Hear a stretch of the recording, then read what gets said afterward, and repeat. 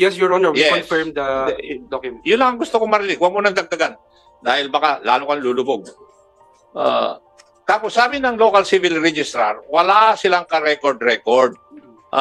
Madam Local Civil Registrar, bakit meron pirma yung inyong dating civil registrar, si Mr. Epifanio Areno, na merong birth date si Mr. Willie Ong?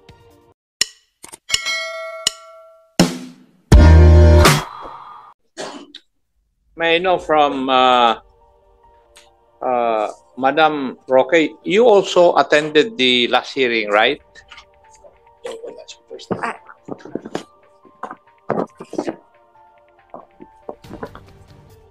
Hindi po ako nakarating nung May 8, Your Honor. The previous hearing? Hindi po. Hindi pa po. First time mo? Apo. So, you are certifying that there is no record of Mr. Willie Ong's birth insofar as your office is concerned? Yes po, Your Honor. Thank you. Now, PSA, are you aware of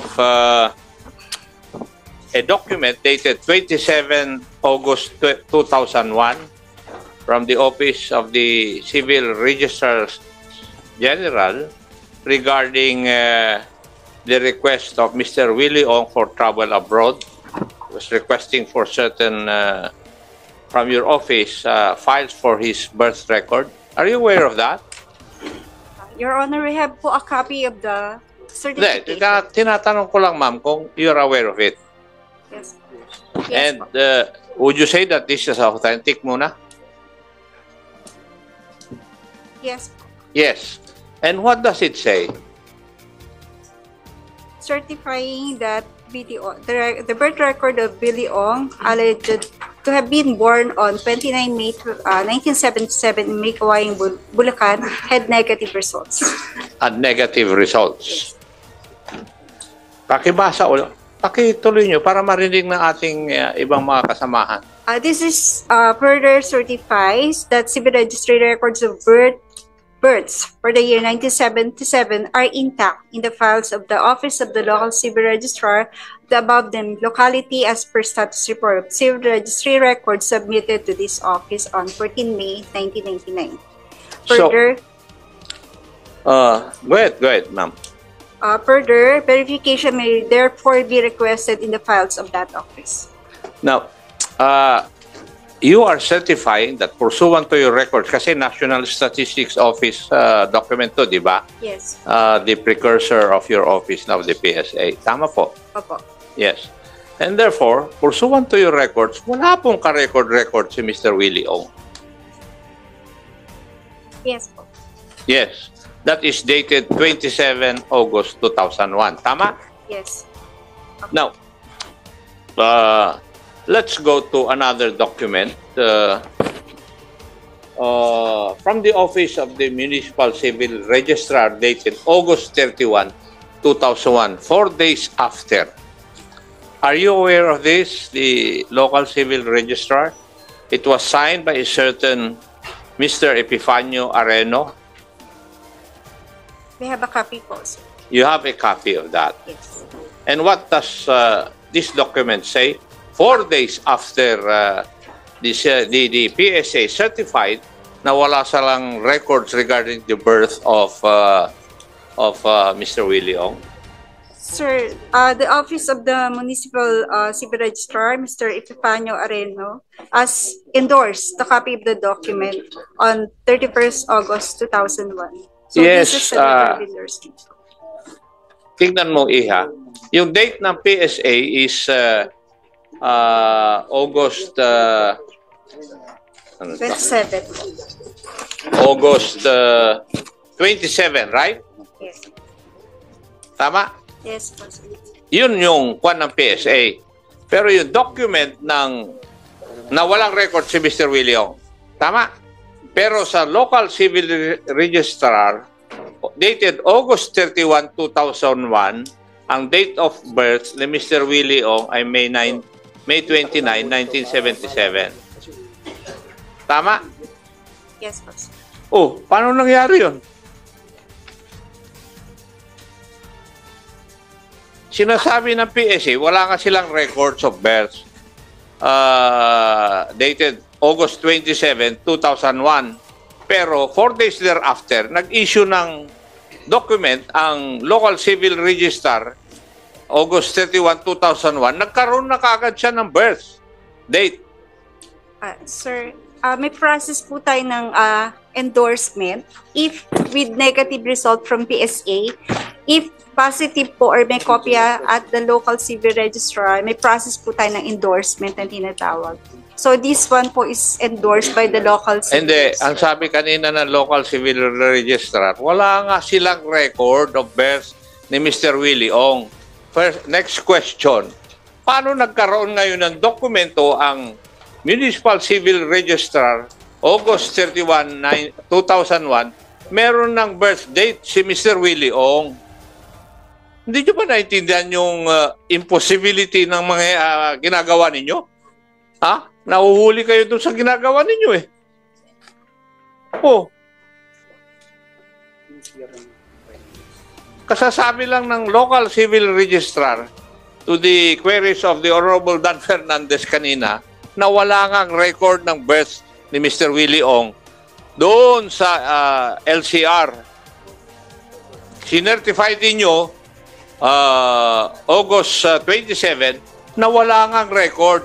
Pero magic, nagkaroon. Turuan nyo nga po kami na paano mag-magic ng ganyan. Your Honor, the reason why we have the record, because it was validly endorsed to us by the then local civil registrar. We have here the original document, the endorsement letter, dated August 31. This is an original document, Your Honor, bearing the specific signature of the LCR. When we received this, we verify it with Who is the LCR then? Mr. Epifanio Areno. Kaya Your Honor. nga, yun nga sinasabi ko, nag-issue kayo ng certification August 27. Walang record si Mr. Willie Ong. Your Honor, that's... Tama. Yes, Your Honor, Yes, because... teka. Patapusin mo ako. Do you agree with Policy, that? Your Honor. Ha? Yes, Your Honor, we Yes. confirm the Hindi, document. Yun lang ang gusto ko marinig. Huwag mo nang dagdagan. Dahil baka lalo kang lulubog. Tapos sabi ng local civil registrar, wala silang ka-record-record. Madam Local Civil Registrar, bakit meron po kayong merong pirma yung inyong dating civil registrar, si Mr. Epifanio Areno, na merong birth date si Mr. Willie Ong?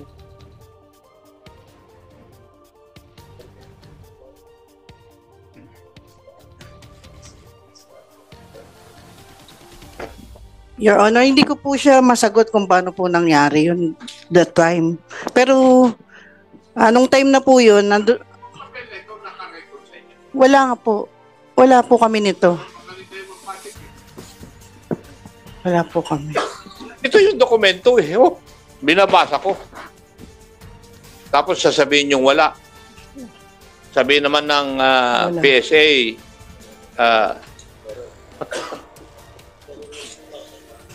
meron noong 2001. Alam niyo, kung titingnan po natin ito, ordinaryo lang ang tingin nyo na problema nito eh. Pero may implications po ito. Ginagawa niyong kalokohan. You know, any alien can get a Filipino passport. And I think it is already happening. If we have a DFA representative here, yes, I think nangyayari na po ito, di po ba? Yes. Noon, very reliable yung data ng DFA regarding birth dates of individuals. Lalong-lalo na kung may passport. Ngayon, hindi na ako naniniwala pag ganito ang nangyayari. You could just imagine, yung value ng passports natin bababa in so far as the eyes of other countries are concerned. You can ask DFA about that. Ganun ang nangyayari. Yun ang impact. Napakamura ang ating passport. And you, the agencies concerned, doon nag-originate kung paano in-issuean ng passport ng DFA yung isang alien. That is why, sinasabi nila rito na merong national security aspect itong problemang ito.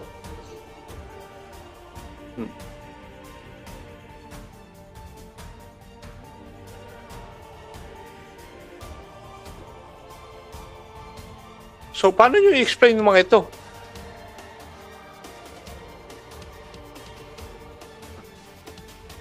Ha? Paano? And the PSA, in the last meeting, you committed to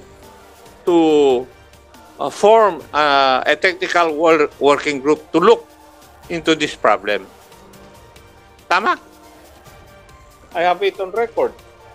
PSA was directed to create a technical working group to study this issue. Are you aware of that? Yes, Your Honor. Yes.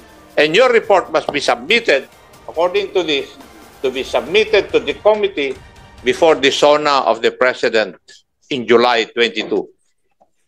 We submit, Your Honor. We will draft. You better do that. Yes, Your Honor.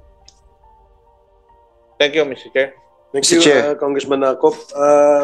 Before I acknowledge Congressman Fernandez, let me acknowledge first the presence of our Senior Deputy Speaker, Congressman Dong Gonzales of the 2nd District, 3rd District of Pampanga. Welcome to the committee hearing of the Committee on Dangerous Drugs. Mr. Chair, Yes, Congressman. hindi, a while ago I was asking the yung that we invite the yung pinaka depository department of the PSA, including all those who are manning the what do you call that, the sa computer, yung mga Database. na database. Kasi may head kayo dyan eh, di ba ma'am? Ma'am Telma Kahanding, you've been there for 40 years. Nasa national kayo. Yes. National kayo, right? So, kung sa national kayo, alam nyo kung sino yung head nung nagmaman nung database. Sino? Anong pangalan nung nagmaman ng database? Actually, we have po partnership with With the private entity? yung computerization po ng PSA is a PPP project. Ano po? PPP project? Yung ating mga documents ng ating mga tao with regards sa birth certificate, death certificate, private Yung computer partnership? yung Anong company kayo merong PPP? With Unisys po. Ha? Unisys. Ulysses? Unisys Marine. Yung Ulysses na yon is being owned by whom? A private No. Who own the Ulysses? So sila may hawak ng system. corporation. Yes, of No, course. we have- Yung ang database, sila may hawak. Ulysses. Who owns Ulysses? Unisys. Who owns Unisys? Who owns Unisys?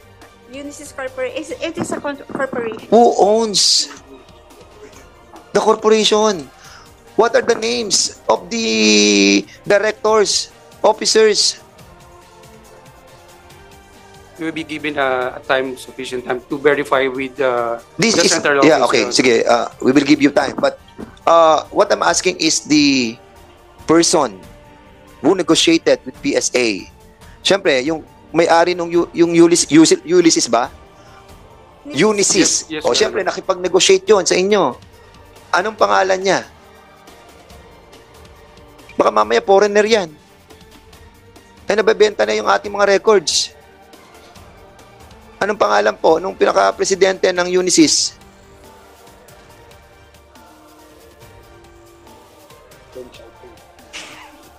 Can you kindly submit to us kung nahirapan po kayo? Submit Yes, to us all the names of the directors of the Unisys. And how long have we been in contract with them? Ilang taon na po tayong may kontrata sa kanila? We submit, Your Honor. Sige po. Okay. Can we invite also, Mr. Chairman, yung yung pinaka-head ng PSA, si Dennis Mapa, and also the last 3 former PSA officials, Mr. Okay. Chairman. So, And also all those who are manning the database of the PSA. Okay. Yung controlling mismo, yung nagko-control ng pagpasok noong mga nanggagaling sa iba't ibang LCRs. local civil registrar. We need that, Mr. Chairman.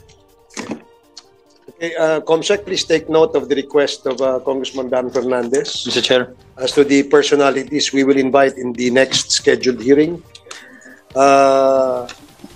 Before we acknowledge Congressman Gomez, I'd like to share, in relation to the questions propounded by the members to PSA, pakita ko lang itong very crucial kasi itong information na to because Empire 999 owned by Mr. Willie Ong, majority owned by Mr. Willie Ong, is now 99% not a Pinoy, not a Filipino. And considering that he's not a Filipino, this is of course violative of the Constitution kasi yung 60-40 equity na violate niya dito, no? More than 40% siya eh. And to add insult to injury, ginamit niya yung pagiging fake niya na Pilipino para makabili ng maraming lupa dito sa ating bansa, no? And particularly in Pampanga. So ito, napaka-importante, yung korporasyon niya, when we traced back, yung some of the incorporators are related also to the other corporations registered in our country. Can we show it on screen?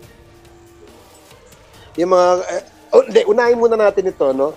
Ito, Mr. Willie Ong, fictitious PSA certification of the existing birth record, no actual record at the LCR. Dahil yun ang sabi ng LCR, at wala namang siyang kopya na, meron ba siyang Form 102, yung birth certificate, PSA? Wala. So, meaning, kagaya nung sinabi nyo kanina, you will immediately cancel. What is there to cancel if he has no birth certificate? No, di ba? So, ano yan? Yung Henry Bigay, okay, one of the incorporators nung Yatay tsaka Omni, sinabi dito, only the name of the mother was entered on the birth certificate. There seems to be a pattern, no? Yung mga Chinese nationals wanting to get Filipino citizenship, ang modus, pinanganak sa isang malayong lugar sa ating mga probinsya, late registration, ang nagpaanak, kumadrona, o midwife, lahat po yan. Yan o, yun yung pattern eh. At pang-apat, doon sa kanilang records that they submit, mothers lang ho yung nakarehistro. Or father, mother or father, hindi mother and father, no? So, parang these are all red flags, di ba? Kung tutusin, no? Ngayon, meron dito yung Bernice Yang Tan, I'm sure si Attorney Suwa, who represents Miss Bernice Yang Tan and Denise Kayang, no? As one of the incorporators ng Yatay Industrial, nakalagay dito, meron silang timely registration of birth, no? Pero both their parents are Chinese. How come they were able to secure a Filipino citizenship? Kung parehas nilang magulang ay I don't know if Attorney Suwa is aware of that. Attorney. Your Honor, to my knowledge, Miss Bernice Yang Tan is married to a Filipino, and she acquired Filipino citizenship recently by virtue of the Moya Limyao rule, Your Honor. Okay, I'm not very familiar with that ruling, but when was this? Your Honor, I think the marriage was in 2021, Your Honor, and the process of acquiring Filipino citizenship by virtue of marriage to a Filipino under the Moya Limyao rule was processed, I think, 2 years ago, Your Honor. Oh, can we get records of that too? And please ask... Mr. Chair, can we be educated on that issue? What was Can you that? enlighten us more Kasi on parang that medyo, ruling? anong ruling yun? That's is not the ruling the- of the... Wait. That's not the ruling of our Philippine government. That's the ruling of what? Supreme Court. Supreme Court decision. So, okay, sige. So, again, pati si Denise Kayang, by virtue of his being married to a Filipino. For Denise Kayang, Your Honor, she is a Filipino by virtue of administrative naturalization duly filed with the Office of the Solicitor General under the I forgot the exact Republic Act number, but Your Honor, What year was this? I don't have the exact date, Your Honor, but I think a few years ago, Your Honor. Attorney Su. Mr. Chair. Yes, Congressman Ako. The Supreme Court decision was dated 2 years ago. Did I hear you correct? No, Your Honor, I think we have officials of the Bureau of Immigration who can elucidate on the Moya Limiao rule, Your Honor. That is for marriage of Chinese citizen married to a Filipino. They are allowed to acquire Filipino citizenship, Your Honor. The ruling was in the year 1971. I'm sorry, Your Honor, I did not Okay. recall Now, the exact date of the Moya Limiao ruling. Your Honor. When did Bernice Young get married? I think 2021 or 2022. I'm not sure of the exact date. 2021. 21 or 22, Your Honor. 2022. Yes. And then thereafter, she applied for acquisition of Philippine citizenship with the Bureau of Immigration accordingly, Your Honor. Pursuant to that decision of the Supreme Court. Yes, they called that the Moya Limiao ruling, Your Honor. Mr. Chair, I would like to request the Bureau of Immigration a report on this para makita natin kung the process was really done in accordance with our protocols.